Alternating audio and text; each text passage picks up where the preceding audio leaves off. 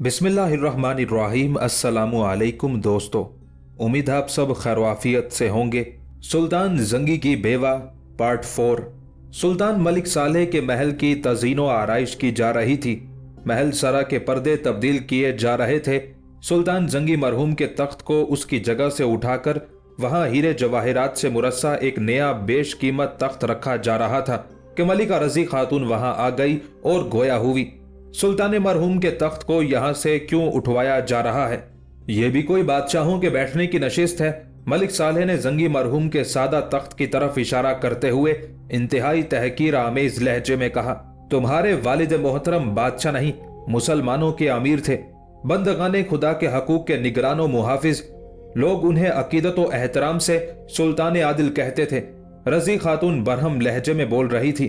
उस तख्त की लकड़ी और आराइश व ज़ेबाइश यकीनन उस नए तख्त से ज्यादा ना थी, लेकिन उस तख्त की कदर कीमत उस पर बैठने वाले की वजह से बहुत ज्यादा थी। उस तख्त पर एक पाकबाज इंसान बैठा करता था जिसके रूहानी असरात उसमें जज्ब हो गए हैं। उस तख्त को हकीर समझने वाला सुल्तान आदिल के फैज़े रूहानी से महरूम ना हो जाए। कुछ देर के तवक्कुफ के बाद रजी खातून दोबारा गोया हुई। तुम उस बाप के बेटे हो जिसके किरदार की पाकीज़गी की कस्में दुश्मन भी खाते थे। अम्मा जी देखिए, बाबा जान का अपना तरीका था। मलिक सालेह ने माँ की बात काटते हुए कहा, यह जरूरी नहीं कि मैं उसी तरीके का पाबंद रहूं। हर दौर के अपने तकाजे होते हैं। मौजूदा दौर में अच्छी हुक्मरानी के लिए जो तरीके मैं मुनासिब समझूंगा उन्हें इख्तियार करूंगा। बेटे की ये बेबाकी देखकर मलिका रजी खातून समझ गई कि उसके बेटे के अंदर उसका बेटा नहीं, उसका मुशीर खसूसी बोल रहा है। उसके बेटे की अभी ये जहनी सतह नहीं, उसे महज जज्बात की लहरों पर सवार कर दिया गया है। साले बेटे, तुम अपने मुशीरों की हर बात पर भरोसा ना करो, वरना ये तुम्हें संभलने का मौका ना देंगे। रजी खातून ने बड़ी दिलसोजी से कहा, लेकिन ये बात भी मलिक सालेह को नागवार गुजरी। उमूरे हुक्मरानी औरतों के मशवरे से नहीं चलाए जाते, मलिक सालेह ने बरहम लहजे में कहा, और यह कहकर वो तेजी के साथ कमरे से निकल गया। तफक्कुरात की लहरों में गोताजन माँ को जिस तिनके का सहारा था वो भी उसके हाथों से निकलता जा रहा था। काजी दमिश्क तकीउद्दीन रात के वक्त सरकारी दावत में शरीक थे।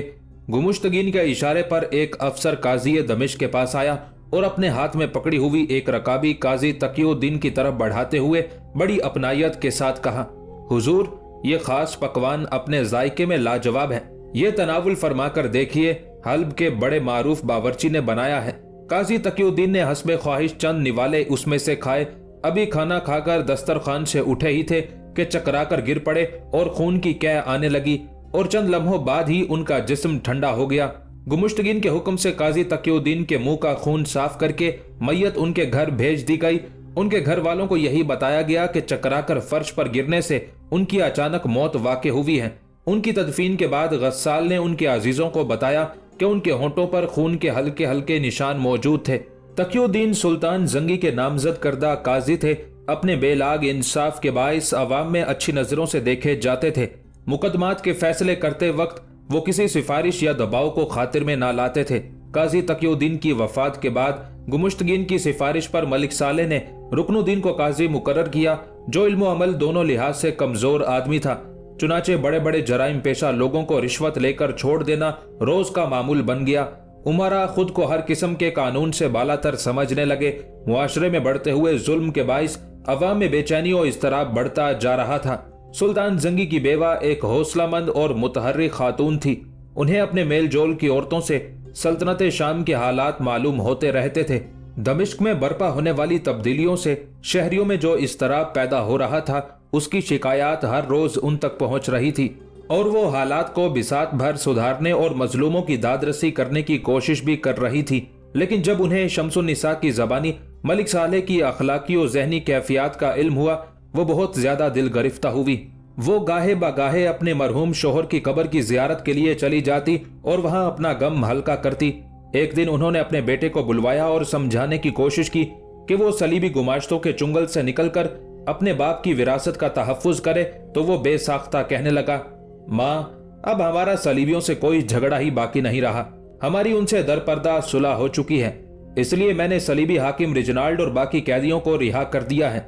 ये सुनते ही रजी खातून के दिल पर ऐसी चोट पड़ी कि वो देर तक सकते के आलम में रही। कुछ देर के बाद जब वो संभली तो उसे फिर भी अपने कानों पर यकीन नहीं आ रहा था। उसने अपनी तसल्ली के लिए इस्तफसार किया, क्या तुमने उस सलीबी बादशाह को भी रिहा कर दिया जिसको तुम्हारे बाप करक से यहाँ लेकर आए थे? हाँ अम्मा जान, हम उसे अपने यहाँ रख कर क्या करते? मलिक सालेह ने बड़ी सादगी से कहा। रख कर क्या करना था? रजी खातून ने बेटे का फिक्रा दोहराते हुए कहा, तुम्हारे अब्बा हजूर कहा करते थे कि मैं इस सलीबी बादशाह को ऐसी सौदाबाजी करके छोड़ूंगा कि जो इनकी कमर तोड़ देगी। एक बादशाह की गिरफ्तारी कोई मामूली बात तो नहीं होती, हम उसके बदले अपनी कई शराइत मनवा सकते थे। कुछ देर खामोश रहने के बाद उसने बेटे से पूछा, सलीबी कैदियों की रिहाई के इवज तुमने अपने जंगी कैदी रिहा करवा लिए? अम्मा, हम उन कैदियों को लेकर क्या करेंगे? बस अब आइंदा हम किसी से लड़ाई नहीं करेंगे, मलिक सालेह ने बच्चों की तरह जवाब दिया। ठीक है, अब आइंदा बाप की कब्र पर भी ना जाना। मैं आज से ये वसीयत तहरीर करूंगी कि जब तुम मरो तो तुम्हें इस कब्रिस्तान में भी दफन ना किया जाए जिसमें तुम्हारा बाप दफन है। इस कब्रिस्तान में वो शहीद भी दफन है जो सलीबियों के हाथों शहीद हुए। तुम्हारे नापाक वजूद की वहां तदफीन उनकी तौहीन का बाइस होगी। बानियास पर इब्ने मुकद्दम का सलीबियों से मुआहिदा और गिरफ्तार सलीबी कैदियों की रिहाई, मलिक सालेह के अतालिक मुजद्दिदुद्दीन इब्ने दाया का पुरअसरार कत्ल और अब काजी दमिश्क तकीउद्दीन की पुरअसरार मौत, सलीबियों से दोस्ती के शौक में बगैर किसी सौदेबाजी के सलीबी बादशाह रिजनाल्ड जैसी अहम शख्सियत की रिहाई जैसे शिकस्त खोरदा और बुज़दिलाना फैसले ऐसे नहीं थे कि उन पर रजी खातून मुस्तरिब व परेशान ना होती। उन्होंने जिस अजीम मुजाहिद के साथ अपनी जवानी गुजारी थी वो भी किसी मुजाहिदे से कम ना थी। इतनी कुर्बानियों और चौमुखी जंग लड़कर उसके खाविंद ने सलीबी मुकाबले किए, अपनी फौज में जो दीनी और मिली जज्बे की जोत जगाई थी उसे अब दिन ब दिन धुंधलाया जा रहा था। अगर वो एक रिवायती मलिका होती तो वो महज जमीनी हकाइक और कमजोरियों से समझौता करके और अपनी ममता के हाथों मजबूर होकर अपने बेटे का साथ देती रहती और एक सुल्तान की मां होने की हैसियत से शाही मुराद से मुस्तफीद होती रहती। लेकिन उसके खाविंद की सोहबत ने तो उसे मिल्लत के दर्दो गम से आशना करके बाकी तमाम गमों और दुनियावी आलाइशों से बेनियाज कर दिया था। दिन के इस्तराब और रातों के दर्दो सोज ने बिलाखिर उसे एक फैसले तक पहुंचा दिया। वो फैसला जिसके बायस उसे फूलों की सेज पर नहीं कांटों भरी राह पर चलना था। ममता के जज्बात को कुचल कर उसे हजारों माओं की गोदों को आबाद रखना था। उसने फैसला किया कि उसने अपना वजन हक के पलड़े में डालना है, ख्वाह उसमें उसकी जिंदगी की राहतें छिन जाएं। उसने एक तरफ दमिश्क की खवातीन में इस्लामी गैरत के अहया के साथ साथ उनको फौजी तरबियत के जरिए मुनज्जम करने की ठानी, दूसरी तरफ सुल्तान जंगी मरहूम के उमारा और फौजी अमायदीन में जो मुखलिस लोग थे उन्हें एहतियात के साथ अपना हम ख्यालो हमराज बनाना था। तीसरी तरफ अपने ही बेटे मलिक सालेह से उसकी सल्तनत छीनकर सलाहुद्दीन अयूबी के जेरे कंट्रोल देना था ताकि उम्मत इस्लामिया को गद्दाराने मिल्लत से निजात मिल सके। मेरे भाई, आपके सरपरस्त सुल्तान मरहूम की वफात के बाद मेरे नौ उम्र बेटे को सुल्तान बना दिया गया। सुल्तान की माँ की हैसियत से लोग मेरा एहतराम करते हैं। वो समझते हैं कि मैं खुशकिस्मत माँ हूँ, लेकिन मेरा दिल खून के आंसू रो रहा है। मेरे बेटे को सुल्तान नहीं बनाया गया बल्कि सुल्तान जंगी के मकसद से दुश्मनी रखने वाले गद्दारों ने उसे अपने मकासद की तकमील के लिए आड़ बनाया है। सादुद्दीन गुमुश्तगीन और दीगर चंद नाबकार उमारा ने मेरे कमसिन और नासमझ बेटे के गिर्द घेरा डालकर उसे मुझसे छीन लिया है और उससे मिल्लत इस्लामिया के मफाद के खिलाफ हर वो फैसला करवा रहे हैं जो सलीबियों की चाहत है। अगर मेरे बेटे के कत्ल से मसला हल होता हो तो मैं ऐसा भी कर गुजरूं। मैं आपको खबरदार करती हूँ कि अगर आपने दमिश्क पर तवज्जो ना दी और वक्त जाया कर दिया तो किबला अव्वल पर तो सलीबी काबिज हैं ही, खाना काबा तक भी उनकी जसारत बढ़ जाएगी। मिल्लत इस्लामिया की आबरू आपके हाथ में है। मैं नहीं जानती कि आप दमिश्क में कैसे आए, लेकिन इतना यकीन दिलाती हूँ कि आपके आने तक मैं अहले दमिश्क को आपके इस्तकबाल के लिए तैयार कर दूंगी। तुम्हारी बहन रजी खातून। सलाहुद्दीन अयूबी ने यह खत 2-3 बार पढ़ा और फिर रजी खातून के कासिद को कहा, मातरे सुल्तान को यकीन दिलाना कि मैं आज भी खानदान जंगी का खादिम होने पर फख्र करता हूँ और मेरी बड़ी बहन ने जिस एतमाद के काबिल मुझे समझा है उस पर हर मुमकिन तरीके से पूरा उतरूंगा। अलबत्ता इकदाम करने के लिए हालात और जरूरियात को समझने की जरूरत है, जिसके लिए कुछ वक्त दरकार है। वो अपने काम को जारी रखें और हम भी अपनी जिम्मेदारी से गाफिल नहीं हैं। कासिद की रवानगी के साथ ही सलाहुद्दीन अयूबी ने अपने महकमा सुराग रसानी के सरबराह को तलब करके कहा कि वो अपने सुराग रसानों से इस बारे में रिपोर्टें तलब करे कि दमिश्क, मोसल, हल्ब और दीगर उमरा के साथ अवाम की वाबस्तगी किस कदर है, उमरा में से किस किस का सलीबियों से राब्ता है, उन इलाकों में हशाशीन के फिदाई किस कदर हैं, किसी इकदाम की सूरत में वहां की फौज में हमारा हिमायती उनसर किस कदर मौजूद है, इकदाम की सूरत में अवाम का रद्द अमल क्या होगा। वसाइल की कमयाबी के बावजूद सलाहुद्दीन अयूबी की कामयाबियों का राज ही ये था कि वो अंधेरे में तीर नहीं चलाता था। सलीबियों की अय्यारियों और गद्दाराने मिल्लत की अंदरूनी साजिशों का मुकाबला करने के लिए सलाहुद्दीन अयूबी ने महकमा सुराग रसानी का एक मजबूत निजाम कायम किया था, जिसके कारिंदों का इंतखाब बड़ा सोच समझ कर किया जाता था। उन जासूसों को एक तरफ जहनी और नजरियाती लिहाज से मजबूत किरदार की तरबियत दी जाती तो दूसरी तरफ हर तरह की सख्त फौजी तरबियत से गुजारा जाता। वो न सिर्फ बहरूप धारने में मशाक होते बल्कि गुरीला वार के माहिर भी होते। सामान्य तिजारत से लदे फंदे ऊंटों पर सवार एक काफिला दमिश्क के अंदर दाखिल हुआ। सड़क के एक तरफ खुला मैदान देखकर अहले काफिला ने खेमे गाड़ दिए। उस काफिले में 100 के करीब ताजिर थे, जिनके पास दीगर सामान्य तिजारत के साथ 2 दर्जन घोड़े भी थे। अभी वो खेमे भी लगाने नहीं पाए थे कि लोगों का हजूम हो गया। बाहर से जब भी कोई नया काफिला आता तो लोगों की कोशिश होती थी कि माल के दुकानों पर जाने से पहले ही काफिले से खरीद लिया जाए। यहाँ उन्हें सस्ती कीमत पर चीज मिल जाने की उम्मीद होती थी। काफिले के अमीर ने ऐलान किया कि 10 घोड़े भी बिकाऊ हैं और साथ ही उसने अपने एक ताजिर साथी से आहिस्ता से कहा, माल जल्दी फरोख्त नहीं करना है, इसलिए ज्यादा कीमत का मुतालबा करें। उस हुजूम में दमिश्क के ताजिर और दुकानदार भी थे।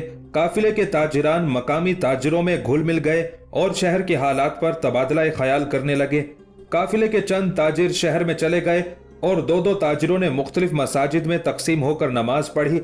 मस्जिदों में उन्होंने लोगों को बताया कि वो काहिरा से माल तिजारत लेकर आए हैं, लेकिन यहाँ आकर उन्हें मायूसी हुई है कि कोई खरीदार ही नहीं है। जब लोगों को आने वाले दिन के बारे में पता ही नहीं कि उनके साथ क्या होने वाला है तो कोई क्या खरीदारी करेगा। एक नमाजी ने मायूसी का इजहार करते हुए कहा, सुल्तान जंगी की वफात के बाद उमरा की अय्याशियों ने अवाम की माली हालत काफी पतली कर दी है, कारोबार ना होने के बराबर हो गए हैं। एक दूसरे नमाजी ने गुफ्तगू में शिरकत करते हुए कहा, असल बात यह है कि जिनसे अदलो इंसाफ की उम्मीद थी वही मुजरिमों के सरपरस्त बन गए हैं। अगर यही हालात कुछ और अरसा रह गए तो लोग सलीबियों को भी खुशामदीद कहेंगे।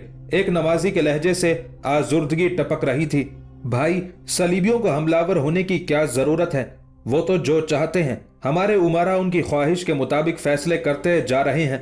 सलीबी इतने बेवकूफ नहीं कि जो काम वो सीधी उंगलियों से निकाल सकते हैं उसके लिए तलवार इस्तेमाल करें। सुल्तान मरहूम ने हमारी फौज की तरबियत तो सलीबियों के मुकाबले के लिए की थी, लेकिन फौज पता नहीं क्या कर रही है। हर नमाजी हुकूमती फैसलों से बेजार दिखाई देता था। फौज ने तो वही करना है जो सुल्तान की तरफ से उसे हुक्म होगा। अब इस फौज के सालारों को भी उमरा की तरह अय्याशी की राह पर लगाया जा रहा है। खूबसूरत तेज तरार सलीबी लड़कियां पहले अय्याश उमरा के महल्लात में नजर आती थी, अब सुना है कि बाज फौजी कमांडरों की ख्वाबगाहों तक भी उन्हें रसाई हासिल है। गोया अहम सरकारी राज और हमारी कमजोरियां सब सलीबियों को मालूम है। मुतमव्विल नजर आने वाले एक शख्स ने कहा, रात को दमिश्क के एक खुले और साफ सुथरे इलाके में एक बड़ी हवेली के दरवाजे पर अमीर काफिला खड़ा था। दरबान बाहर आया तो उसने कहा, अंदर इतला करो कि काहिरा से आपका एक दोस्त आया है। थोड़ी देर बाद दरबान वापस आया। उसने अमीर काफिला को अपने साथ आने का इशारा किया और राहदारियों को तय करते हुए एक बड़े कमरे में ले आया जहां एक वजीह चेहरे वाला आदमी अपने नशिस्त पर बैठा था। उसने हैरान होकर नौब वारिद को देखा। जनाब उबैद, क्या आपने मुझे नहीं पहचाना? अमीर काफिला ने कहा, अच्छा हसन अब्दुल्ला, ये तुम हो? मैंने तुम्हें तुम्हारी शक्ल से ज्यादा आवाज से पहचाना। तुमने हुलिया ही कुछ ऐसा बनाया हुआ है। मेजबान उबैद ने खुशी और हैरत के मिले जुले जज्बात के साथ कहा, एक सीधे सादे ताजिर को तुम बहरूपिया समझ रहे हो? हसन अब्दुल्ला ने बेतकल्लुफाना शौखी से कहा, बताओ फिर तुम्हारी तिजारत कैसी रही? उबैद ने भी उससे शौखी करते हुए कहा, शाम तक सारी मंडी का जायजा ही लिया है। हमारे माल की तलब तो बहुत ज्यादा है, लेकिन माल महफूज रखने के लिए हमें काबिल एतमाद मकामी शराकतदारों की जरूरत है। क्या आप मुझे काबिल एतमाद समझते हैं? मेजबान ने कहा, काबिल एतमाद समझा है तो चल कर आया हूँ। हसन अब्दुल्ला ने मोहब्बत आमेज लहजे में कहा। अमीर मिस्र के हस्बे इरशाद दमिश्क में सुल्तान जंगी के सुराग रसां सालारों में सबसे ज्यादा जिस पर एतमाद किया जा सकता है वो आप ही तो हैं। आप ये बताएं कि यहाँ की फौज इस वक्त क्या सोच रही है। फौज की अक्सरियत हालात से नाला है। इस फौज की तरबियत नूरुद्दीन जंगी ने की। इस फौज के हजारों सिपाही सलीबियों से जंगे करते हुए शहीद और जख्मी हुए हैं। वो सलीबियों के बढ़ते हुए असरात पर कैसे खुश रह सकते हैं, लेकिन फौज सुल्तान के हुक्म के बगैर कैसे सलीबी साजिश का मुकाबला कर सकती है। और अब तो फौज में ऐसे अनासिर को आगे लाया जा रहा है जो जिहाद से जी चुराते हैं। सलीबियों ने उमरा की गैरत खरीद ली है और अब वो सालारों को खरीदने की कोशिश कर रहे हैं। उनकी तकरीबी सरगर्मियां फौज में भी बढ़ रही हैं और कौम की वहदत को भी पारा पारा किया जा रहा है। अगर ये अमल जल्दी ना रोका गया तो सलीबी फौजी किसी जंग के बगैर ही सल्तनत इस्लामिया पर काबिज हो जाएंगे। उबैद ने कहा, अगर हम काहिरा से फौज लाएं तो क्या यहाँ की फौज हमारा मुकाबला करेगी? हसन अब्दुल्ला ने पूछा। अगर तुम हमलावर के अंदाज से आओगे तो ऐसा मुमकिन है, उबैद ने पेशा वाराना फौजी अंदाज से कहा। अलबत्ता अगर अमीर मिस्र इस अंदाज से आए कि वो सुल्तान से मुलाकात के लिए आए हैं और सुल्तान की ताजीम के लिए फौज के कुछ दस्ते लाए हैं, तो उमरा की नीयत ठीक हुई तो इस्तकबाल करेंगे, जिसका इम्कान कम ही है। दूसरी सूरत में अगर वो कोई इकदाम करते हैं तो अवाम की नजरों में आपके इकदाम का जवाज भी मोतबर हो जाएगा और आपके इकदाम के जवाज में मलिका रजी खातून की तैयार करदा खवातीन अपना हिस्सा डालेंगी। क्या मैं अमीर मिस्र को कह दूं कि यहाँ की फौज हमारे रास्ते में हायल नहीं होगी? हाँ, फौज मुकाबला नहीं करेगी बल्कि बड़ा हिस्सा साथ भी देगा। अलबत्ता सुल्तान और उमरा के मुहाफिज दस्ते तुम्हारे खिलाफ लड़ेंगे। उन दस्तों की नफरी भी काफी है। आजकल उनकी खातिर मुदारात बहुत हो रही है। क्या आप सुल्तान मरहूम की बीवी से मुलाकात करवा सकते हैं? हसन अब्दुल्ला ने पूछा। वो तो कई दिनों से आप लोगों की मुंतजिर हैं। कल दिन में आप मेरे यहाँ आ जाएं, वो तुम्हारा नाम सुनकर फौरन आ जाएंगी, उबैद ने कहा। अगले दिन उबैद के घर में हसन अब्दुल्ला सुल्तान जंगी मरहूम की बेवा का इंतजार कर रहा था। कुछ देर बाद वो स्याह चादर ओढ़े कमरे में दाखिल हुई। रजी खातून की आमद पर दोनों खड़े हो गए। कुछ देर वो हसन अब्दुल्ला को पहचान ना सकी। जब उन्होंने उसे पहचान लिया तो उनकी आंखें नम हो गई और वो कहने लगी, हालात की सितम ज़रीफी है कि अब हम एक दूसरे को यूं छुपकर और बहरूप बदल कर मिलने पर मजबूर हैं। एक वक्त था जब तुम सर ऊंचा करके यहाँ घूमते थे। मैं अपने घर से इस एहतियात से निकली हूँ कि कोई देख ना ले कि मैं कहाँ जा रही हूँ। हसन अब्दुल्ला बहुत सारे सवालात पूछना चाहता था, लेकिन उस अजीम खातून के सामने उसको कलाम की ताब ना रही थी। कुछ देर बाद रजी खातून ने उसे मुखातिब किया, हसन अब्दुल्ला, ये स्याह लिबास मैंने खावंद के मातम के लिए नहीं, उस गैरत के मातम में पहना है जिसे उमराए हुकूमत ने सलीबियों के कदमों में डाल दिया है। सलाहुद्दीन को कहना कि तुम्हारी बहन तुम्हारी गैरत का मातम कर रही है। वो स्याह लिबास उस दिन उतारेगी जिस दिन तुम दमिश्क में दाखिल होकर मुझे दिखाओ कि तुमने मिल्लत की आबरू, ईमान फरोश और अय्याश उमरा की दस्तबुर्द से बचा ली है। सलाहुद्दीन अयूबी आपके जज्बात को समझते हैं, लेकिन जज्बात और इश्तियाल के तहत की गई कार्रवाई नाकाम हो जाती है। हमारी कोशिश है कि खाना जंगी ना हो, फौज और कौम हमारा साथ दे। फौज के बारे में तो तुम्हें उबैद ही बताएगा, लेकिन मैं यकीन दिलाती हूँ कि कौम आपके साथ है, जंगी की बेवा ने कहा। मैंने दमिश्क की खवातीन में इस हद तक जज्बा जिहाद पैदा कर रखा है कि आप उन्हें किसी भी महाज पर खड़ा कर सकते हैं। नौजवान लड़कियों की अक्सरियत को तेगजनी और तीर अंदाजी की तरबियत दी गई है। खवातीन ने अपने बेटों, भाइयों और खावंदों को इस हद तक शोला बना रखा है कि अगर खाना जंगी की नौबत भी आ गई तो हर घर की खवातीन मलिक सालेह और उसके उमरा के खिलाफ मोर्चा बना लेंगी। कौम की तरफ से तुम पर एक तीर भी नहीं चलेगा। अगर हालात का तकाजा हो कि मलिक सालेह को कत्ल कर दिया जाए तो भूल जाना कि वो मेरा और सुल्तान जंगी का बेटा है। मुझे अपने बेटे के टुकड़े टुकड़े होना कबूल है, लेकिन सल्तनत इस्लामिया के टुकड़े होना मुझसे बर्दाश्त नहीं हो सकता। उसके बाद उनके दरमियान तय हुआ कि सलाहुद्दीन अयूबी खामोशी से अचानक वारिद होगा। तिजारती काफिलों की सूरत में हसन अब्दुल्ला के जासूस जरूरी असलहे के साथ शहर में वारिद होते रहेंगे और उन्हें यहाँ के बाएतमाद घरानों में मुकीम रखा जाएगा और शहर की फिजा को सलाहुद्दीन अयूबी के इस्तकबाल के लिए तैयार किया जाएगा। काजी शरफुद्दीन ने सलाहुद्दीन अयूबी के चेहरे की तरफ बार बार देखा और फिर गोया हुए, मुझे इन उमारा से यही तवक्को थी। जब मिल्लत के मफाद पर हवाए नफ्स का गलबा हो जाए तो इंसान बसारत व समाज से महरूम हो जाता है। ऐसे लोगों के लिए तहरीर व तकरीर नहीं, शमशीर ही मुअस्सिर साबित होती है। लेकिन शेख, मैं आपस की खून रेजी से डरता हूँ। अमीर मिस्र ने अपनी असल उलझन उनके सामने पेश कर दी। इससे पहले अमीर मिस्र काजी शरफुद्दीन को तमाम उमारा को लिखे गए खतूत के जवाबात और दमिश्क की सारी सूरत हाल और खुद सुल्तान मलिक सालेह की वालिदा रजी खातून की दावत के बारे में बता चुका था। जब जिस्म में फासिद खून सारे जिस्म के लिए खतरा बन जाए तो उसे निकालना ही पड़ता है। इमाम शरफुद्दीन ने यकीन आमेज अंदाज में कहा, जो सल्तनत इस्लामिया के टुकड़े करके अपने छोटे छोटे घर आरास्ता करना चाहते हैं, बेहतर है कि उनके ही टुकड़े कर दिए जाएं। इमाम शरफुद्दीन की बेलाग गुफ्तगू सुनकर सलाहुद्दीन अयूबी के चेहरे पर अफसुर्दगी की बजाय जोशो इस्तराब का रंग उभर आया था, लेकिन तजब्जुब और जहनी कशमकश की लहरें भी मुतवाजी बह रही थी। कुछ देर के तवक्कुफ के बाद उसने फिर मुअद्दबाना अंदाज में इस्तफसार किया, अज़रुए शरीयत मेरा ये इकदाम गलत तो ना होगा? मेरे ख्याल में तुम्हारी परेशानी ये है कि मुसलमान दूसरे मुसलमान पर कैसे शमशीर जनी करे। इमाम शरफुद्दीन ने मुस्कुराते हुए अमीर मिस्र की तरफ देखा। तुम्हारी इस उलझन का जवाब यह है कि जब मुसलमानों का एक गिरोह मरकज़े खिलाफत से जुदा होकर जाती हवस इक्तदार में मुब्तला हो जाए तो ऐसे गिरोह को बागी और मुफसिद करार दिया जाता है। ऐसे लोग इस्लामी सल्तनत और मुसलमानों के मफाद में सजा के मुस्तहिक करार पाते हैं। काजी शरफुद्दीन ने अमीर मिस्र की जहनी खलिश दूर करने के लिए वजाहत करते हुए कहा, और आपने खुद बताया है कि शामी फौज और अवाम उन अय्याश उमारा से निजात के लिए आप ही की तरफ देख रही है। इसलिए अगर मजलूमों को उन जालिमों से इस मौके पर कोई मदद ना मिली तो फिर दोबारा ऐसा मौका कभी ना मिलेगा। मैं तुमसे जो बात करने लगा हूं उसे तुम दोनों अपने सीनों में महफूज कर लो। सलाहुद्दीन अयूबी अपने दो काबिल एतमाद सालारों को हसन अब्दुल्ला की मौजूदगी में कह रहा था, यहां मौजूद हम 4 अफराद के अलावा और कोई नहीं है। हसन अब्दुल्ला और उसके सुराग रसा ने उन इतलात की तस्दीक कर दी है कि न सिर्फ दीगर रियासतों के उमारा बल्कि कमसिन सुल्तान भी इस वक्त सलीबियों की साजिश का शिकार हो चुके हैं। सुल्तान और उमारा ऐशो इशरत में डूब गए हैं और ईसाइयों के जासूसों ने उनके फैसलों में रसूख हासिल कर लिया है। दीगर रियासतों को राह रास्त पर लगाने के लिए दमिश्क के मरकज और फौज को सलीबियों की साजिश से बचाना होगा, और इस मकसद के लिए जो भी इकदाम किया जाएगा वो हम चारों के दरमियान राज रहेगा। अगर हम दमिश्क पर चढ़ाई करते हैं तो काहिरा में मौजूद सलीबी जासूस सलीबी अफवाज को बुलावा दे सकते हैं। एक सालार ने अपनी तशवीश का इजहार किया, हम अपनी रवानगी को इतना खुफिया रखना चाहते हैं कि किसी को भी कानो कान हमारी रवानगी की खबर ना हो। अमीर मिस्र ने कहा, लेकिन इतनी बड़ी हमलावर फौज की रवानगी को अपने ही मुल्क में कैसे खुफिया रखा जा सकता है? दूसरे सालार ने इस्तफसार किया, हम ज्यादा फौज नहीं ले जाना चाहते, सिर्फ 700 मुजाहिदीन इस मुहिम के लिए काफी है। सिर्फ 700?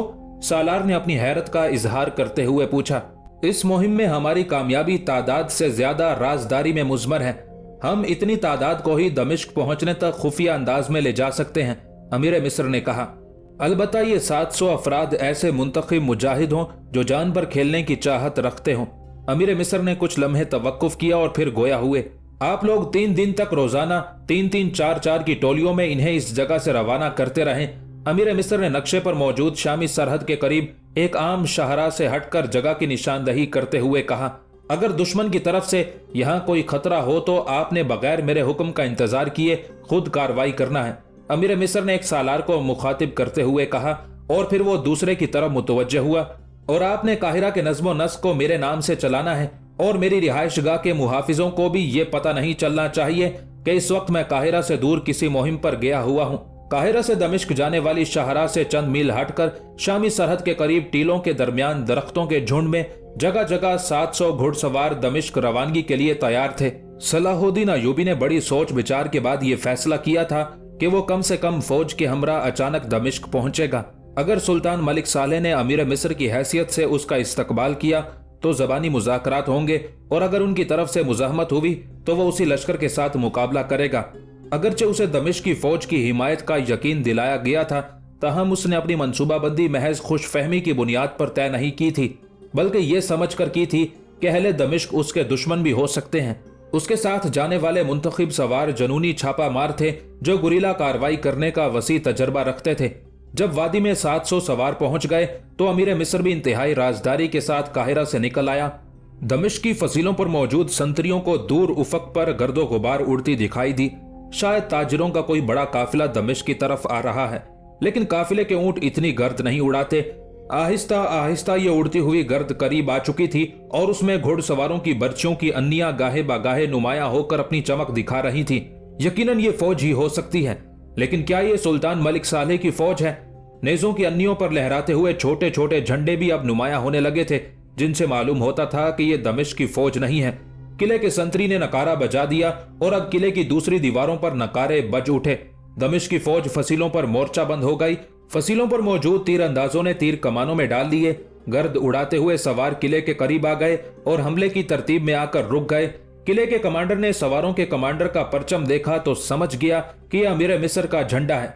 आप किस इरादे से आए हैं? किलेदार ने बुलंद आवाज से पूछा। सुल्तान से कह दो कि अमीर मिस्र उनसे मिलना चाहते हैं, सलाहुद्दीन अयूबी के एक कमांडर ने बुलंद आवाज से जवाब दिया। अगर अमीर मिस्र सुल्तान से मिलना चाहते हैं तो अकेले आगे आए, अपने सवारों को पीछे ले जाएं। सुल्तान से कह दो कि या वो बाहर आकर बात करें या अमीर मिस्र को अपनी फौज की हिफाजत में अंदर आने दिया जाए। अमीर मिस्र के कमांडर ने कहा। सलाहुद्दीन बिन नजमुद्दीन अयूब। किले के कमांडर ने सलाहुद्दीन अयूबी को पहचानते हुए मुखातिब किया।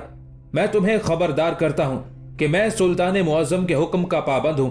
ऐसी हालत में किसी के लिए भी शहर का कोई दरवाजा नहीं खोला जा सकता।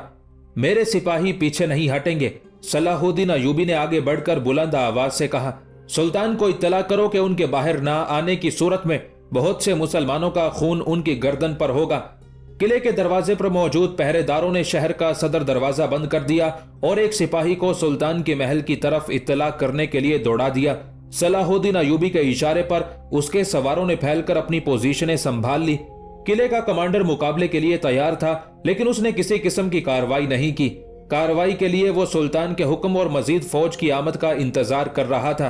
कमसिन सुल्तान को जब इत्तला हुई तो वो घबरा गया। सुल्तान मुअज्जम, हमारी इत्तला के मुताबिक अयूबी की हमरा फौज की तादाद 1000 से ज्यादा नहीं है। गुमुश्तगी ने सुल्तान का हौसला बढ़ाते हुए कहा। आप फौज को हुक्म दें कि वो बाहर निकलकर अयूबी की फौज को मुहासरे में ले ले और अयूबी से हथियार डलवाकर उसे गिरफ्तार कर ले। सुल्तान मुअज्जम, इससे बेहतर कोई मौका नहीं कि आपका शिकार आपके जाल में खुद ही आ गया है। आज उसे वापस ना जाने दिया जाए। एक और अमीर ने मशवरा दिया। मुशीरों के कहने पर कमसिन सुल्तान ने सिपह सालार को अयूबी लश्कर पर हमले का हुक्म जारी कर दिया। शहर के पहरेदारों की भाग दौड़ और फौज के फसीलों पर पोजीशनें लेने और चीखों पुकार से शहरियों को मालूम हो गया कि सलाहुद्दीन अयूबी अपने दस्ते के हमरा शहर में दाखिल होना चाहता है, लेकिन दमिश्क की फौज उस पर हमले की तैयारी कर रही है। तो शहरी हालात मालूम करने के लिए अपने घरों से निकल आए। रजी खातून की हम ख्याल खवातीन सरगर्म हो गई। घर घर इत्तला हो गई कि सलाहुद्दीन अयूबी दमिश्क के बाहर आया हुआ है और सुल्तान के मुहाफिज उसे अंदर नहीं आने दे रहे। ये औरतें घरों से बाहर निकल आई, उनके साथ उनके मर्द भी गलियों और बाजारों में निकल आए और आहिस्ता आहिस्ता सारा शहर ही सलाहुद्दीन अयूबी के लिए इस्तकबालिया नारों से गूंजने लगा। बहुत से नौजवान शहर की फसील पर चढ़ दौड़े और सलाहुद्दीन अयूबी के हक में नारेबाजी करने लगे।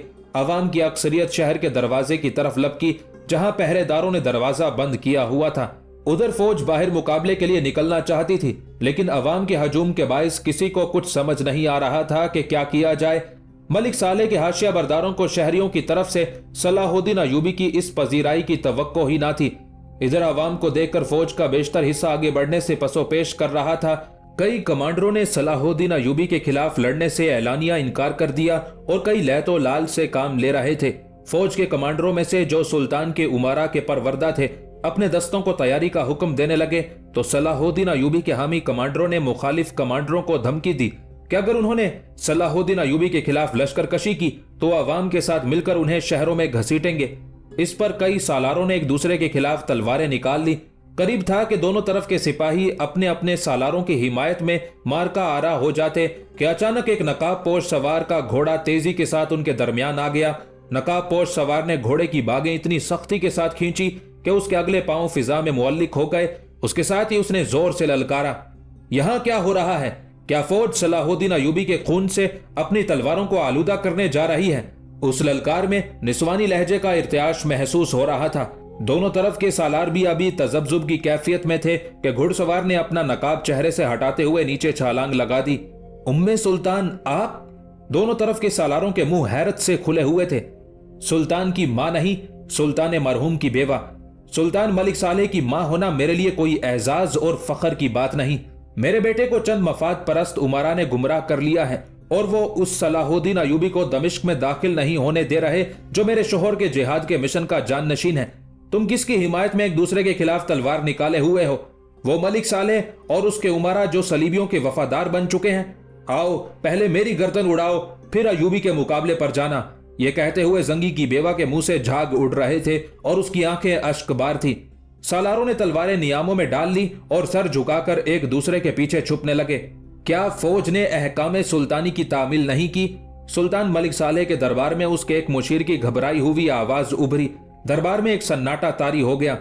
शाही मुहाफिजों के दस्ते मुकाबले के लिए बाहर निकालो और मुकाबला करो। एक दूसरे अमीर की आवाज गुस्से के बायस कपकपा रही थी। महज शाही फरामीन के इजरा से काम नहीं चलेगा। एक उम्र रसीदा अमीर ने बहस में हिस्सा लेते हुए कहा, हमारे उमरा को शायद शहर के बदले हुए हालात का इल्म नहीं। शहर के लोगों की एक बड़ी तादाद अयूबी के हक में नारे लगाते हुए दरवाजे खुलवाने की कोशिश में है। फौज का एक बड़ा हिस्सा शाही अहकाम की बजावरी में तसाहुल से काम ले रहा है। खुद सुल्तान मुअज्जम की वालिदा मोहतरमा फौज को अयूबी के मुकाबले में आने से रोक रही हैं। ऐसे में महज सुल्तान के मुहाफिज दस्ते कितनी देर तक जंग लड़ सकेंगे, खसूसन जब के मुकाबले में हमारे ही शहरी आड़े आ रहे हैं। इससे सिवाय खून खराबे के हमें कुछ हासिल ना होगा। उमर रसीदा अमीर ने पूरी मतानत और संजीदगी से हालात का तज्जिया पेश कर दिया। फिर वो बाहमी मुशावरत करने लगे। कुछ देर बाद मुहाफिज दस्ते तैयार होकर जब दरवाजे की तरफ आए तो दरवाजे पर आवाम का हजूम बहुत ज्यादा बढ़ चुका था। सुल्तान अयूबी खुश आमदीद के नारे हर तरफ गूंज रहे थे। मुहाफिज दस्तों को आगे बढ़ने का रास्ता नहीं मिल रहा था। अवाम मुहाफिज दस्तों को देखकर और मुश्तइल हो चुके थे। अवाम के जमे गफीर पर हमला करने की उन्होंने कोई मंसूबाबंदी ना की थी, इसलिए आहिस्ता आहिस्ता वो हर तरफ से जमे गफीर के अंदर फंसकर बेबस हो चुके थे। इसी दौरान बेवा रजी खातून घोड़ा दौड़ाते हुए अवाम को चीरते हुए दरवाजे के करीब आई। वो जिधर जाती अवाम उन्हें रास्ता देते चले गए। बिलाखिर उसने पहरेदारों तक पहुंचकर बुलंद आवाज से पुकारा, तुम दरवाजे क्यों नहीं खोल रहे हो?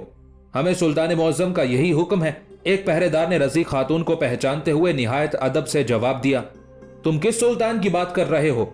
मलिक सालेह तो अपने अय्याश उमरा के साथ फरार हो गया है, लिहाजा उधर से अब तुम्हें कोई फरमान जारी ना होगा। मैं तुम्हें हुक्म देती हूँ, दरवाजे खोल दो। रजी खातून ने हाकिमाना लहजे में कहा। कुछ देर के तजब्जुब के बाद पहरेदारों ने चाबियां निकालकर यह कहते हुए रजी खातून को सौंप दी, हम तो खानदान जंगी के नमकखार गुलाम हैं। इस दौरान फौज के कुछ सालार भी रजी खातून के पास आ चुके थे। उन्होंने बढ़कर दरवाजा खोल दिया और अवाम नाराए तकबीर बुलंद करते हुए बाहर लपके। अवाम का रेला एक सैलाब की सूरत में सलाहुद्दीन के इस्तकबाल के लिए आगे बढ़ा। उनके दरमियान सुल्तान जंगी की बेवा अपने घोड़े पर सवार थी। सलाहुद्दीन अयूबी ने आगे बढ़कर रजी खातून के घोड़े की लगामें चूम ली। आप जैसी मुजाहिद माएं जब तक इस कौम में मौजूद हैं, इस उम्मत को कोई मगलूब नहीं कर सकता। सुल्तान अयूबी की आंखें तशक्कुर से अश्कबार थी।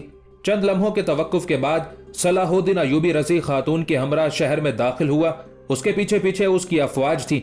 जब वो शहर के दरवाजे से दाखिल हुए तो दोनों तरफ रजी खातून की वफादार फौज के सालारों और सिपाहियों ने सुल्तान अयूबी को सलामी पेश की। सुल्तान अयूबी ने मकामी फौज के सालारों के मशवरे से अहम हिफाजती मकामात के मनसबदार मुकर्रर किए।